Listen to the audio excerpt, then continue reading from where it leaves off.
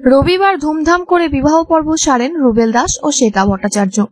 বৈদিক মতে বিয়ে সারেন এই জনপ্রিয় জুটি। শ্বেতার বিয়ের আসরে ছিল তারকার ছড়াছড়ি। তাদের মধ্যে শ্বেতার অনস্ক্রিন বর রণজয় ছিল, সঙ্গে ছিল তার প্রেমিকা শ্যামপ্তি। শ্বেতা রুবেলের বিয়েতে কোন গোপনে টিমের হুল্লোড় ছিল চোখে পড়ার মতো, কিন্তু দেখা মেলেনি নিমফুলের মধু পরিবারের সদস্যদের। শ্বেতার বিয়েতে পুরো দমে পাওয়া গেছে রণজয়কে। শ্যামপ্তির সাথে ব্ল্যাক রঙের টুইনিং করে এসেছিলেন দুজনে। বিয়ের আসরে রণজয় বলেন, শ্বেতা বিয়ে করলো আর আমাদের চাপ বেড়ে গেল। ও বিয়ে করে মজা করবে আর আমাদের নাইট শুট। ভেবেছিলাম দুদিন ছুটি পাবো, হলো না। রণজয় অনস্ক্রিন বাবা মা বোনের সাথে এক ফ্রেমে ছবিও তোলেন।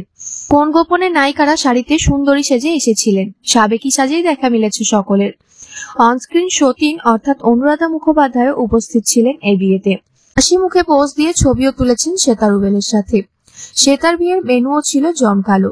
কোন গোপনে টিম একসাথে বসে শ্বেতার বিয়ের খাবার এনজয়ও করেন সকলে।